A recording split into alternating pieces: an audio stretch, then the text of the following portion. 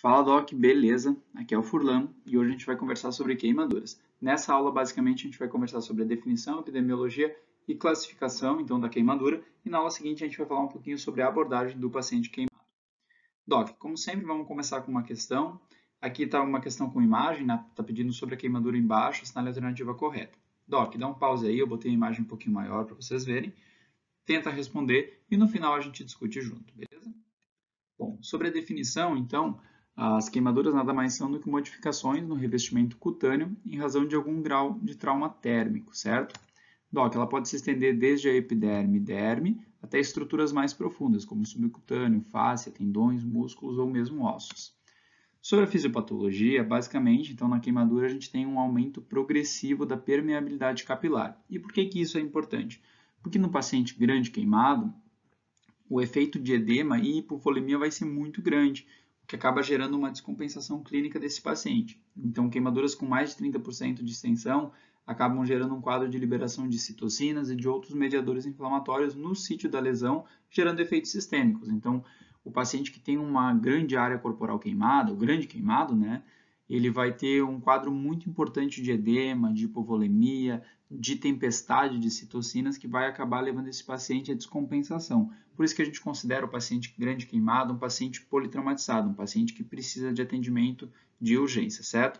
Sobre os efeitos sistêmicos, então, a gente pode ter um quadro de broncoconstrição, diminuição da contratilidade miocárdica, vasoconstrição periférica e esplâncnica, imunossupressão. Então, é um paciente que existe um risco aumentado de infecção, é um paciente que choca muito fácil, né, que você precisa atentar a isso, que vai gerar obstrução de via aérea, que precisa ser visto como um paciente politraumatizado, certo? Doc, ele tem um gasto de energético basal também de 2 a 3 vezes o normal, né?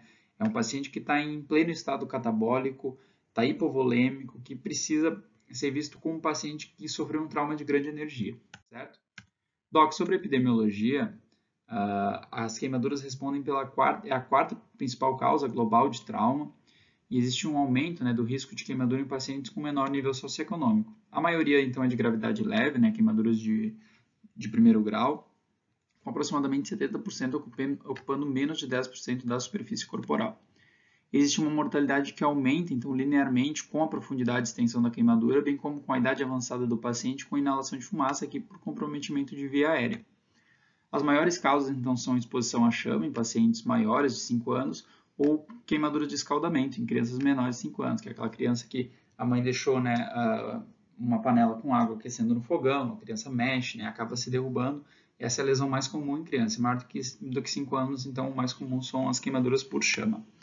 75% dos quadros ocorrem em ambiente domiciliar e 13% no trabalho, sendo 95% dos quadros acidentais, 2% não acidentais, decorrentes de agressões, e aproximadamente 1% auto-infligido, né, com tentativa de suicídio. Em relação à etiologia, então, a queimadura pode ser térmica, né, por chama, frio, congelamento, pode ser por eletricidades, por substâncias químicas, por radiações ionizantes ou mesmo queimaduras por atrito. Sobre a classificação, Doc, basicamente a gente tem o seguinte: na queimadura de primeiro grau, é aquela queimadura que vai ser restrita então à região superficial da pele.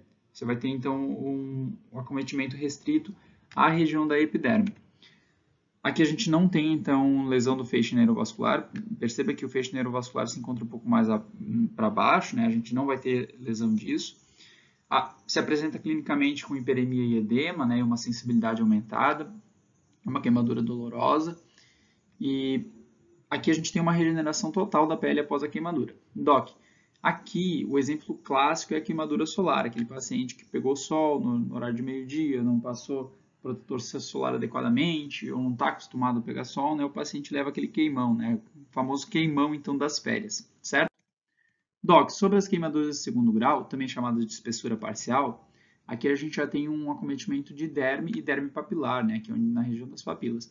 Então é uma queimadura um pouquinho mais profunda. E aqui a gente tem uma lesão neurovascular mínima ou ausente, tá? É uma queimadura dolorosa. A apresentação ela pode ser parcial superficial, em que você tem bolhas flictenas, né, de base rosa, é uma queimadura mais úmida, muito dolorosa, com edema que clareia a digitopressão, certo? E ela pode ser parcial profunda também, um pouquinho mais profunda, já uma queimadura mais seca, um pouco menos dolorosa por maior acometimento neurovascular. Ela pode apresentar flictenas também vermelhas ou mosqueadas, né, que não clareiam a digitopressão. Doc, Isso aqui é mais teórico, mas de modo geral a gente vai classificar esse paciente como queimadura de segundo grau quando ele apresentar bolhas e uma queimadura dolorosa, tá? Por que essa queimadura é dolorosa? Porque ela não destrói totalmente esses feixes neurovasculares, então o paciente ele sente muita dor. A gente tem ainda um acometimento muito importante, tá? Lembrando que aqui também a gente tem uma regeneração sem cicatriz, agora com um período um pouquinho maior, de 2 a 3 semanas, nas lesões mais superficiais, e pode haver uma alteração de despigmentação da pele ali pela destruição de melanócitos. Por fim, na queimadura de terceiro grau, né, também chamada de queimadura de espessura total, a gente já tem então acometimento mais extenso, com epiderme, derme, tecido subcutâneo. A gente pode ter acometimento até mais profundo, né, chegando à face, tecido ósseo, né. Você perceba aqui na imagem que a gente já tem uma destruição importante, né, uma lesão neurovascular muito importante, né, do feixe neurovascular, o que significa que essa lesão ela vai ser indolor, porque o paciente ele queima, né, os nervos ali que levam então a informação dolorosa. Bom, aí isso gera muita confusão, porque a gente pensa assim, poxa, uma queimadura de terceiro grau, a gente tende a pensar que é a mais dolorosa, mas na verdade, a de terceiro grau, a lesão específica, ela não dói por conta dessa destruição neurovascular. Mas o paciente grande queimado, ele vai sentir muita dor sim, porque é um paciente que nunca vai ter uma queimadura só de terceiro grau. Queimadura de terceiro grau, ela vem acompanhada de queimaduras de segundo grau e de queimaduras de primeiro grau, sobretudo um peri, né, lesional da lesão de terceiro grau. Então, é um paciente que sente muita dor, além de toda a descompensação clínica que esse paciente vai apresentar, né, por conta dos efeitos sistêmicos da queimadura e também por conta, né, do edema, da hipovolemia desse paciente, da desidratação, que acaba sendo um dos fatores mais importantes no paciente grande queimado. Bom, são queimaduras, né, em relação à queimadura específica de terceiro grau, são queimaduras secas, né, o paciente ele perde muita água, indolores, são geralmente enegrecidas ou mesmo pálidas e podem estar associadas à trombose vascular por conta da lesão local. Aqui a gente não tem regeneração, né? Lembra que aqui a gente vai ter a construção de um tecido fibrótico ali e não vai conseguir fechar porque elas são muito profundas. Então aqui existe uma necessidade formal de intervenção, né? Com retalhos ou enxertos. Doc, agora a resposta da questão, né? Aquela imagem era uma questão de um paciente com queimadura de primeiro grau, né? A gente tem um paciente ali com uma queimadura claramente solar, né? Muito característica. Então aqui a letra A está incorreta, porque não era uma queimadura de segundo grau. Atinge só a epiderme, correto, né? Porque é uma queimadura de primeiro grau. Aqui na letra C está falando que deve ser considerada para cálculo de reposição volêmica. Na verdade, não, né? Isso a gente vai conversar depois, na próxima aula, sobre a abordagem do paciente queimado. E na letra D está falando que está indicado antibiótico tópico para prevenção de infecção. Não, nesse caso não, a gente não tem indicação, tá? Mas isso é uma conversa para a próxima aula. Doc, agora alguns flashcards para fechar. Verdadeiro ou falso? Então, queimaduras de terceiro grau são mais dolorosas que queimaduras de segundo grau. Doc, dá um pause aí, dá uma pensada. Falso, né, Doc? Queimaduras de terceiro grau geram destruição do feixe vascular nervoso, então tornando as lesões indolores. Não significa que o paciente não vai sentir dor, porque ele vai ter outras lesões associadas, mas as de terceiro grau são indolores. Por fim, qual que é o grau de queimadura mais comum? Doc, dá um pause aí, pensa. Primeiro grau, né? Lembra que cerca de 70% dos pacientes apresentam queimaduras com menos de 10% da superfície corporal queimada e a maioria das lesões são lesões de primeiro grau, que o grande exemplo é a queimadura solar, certo?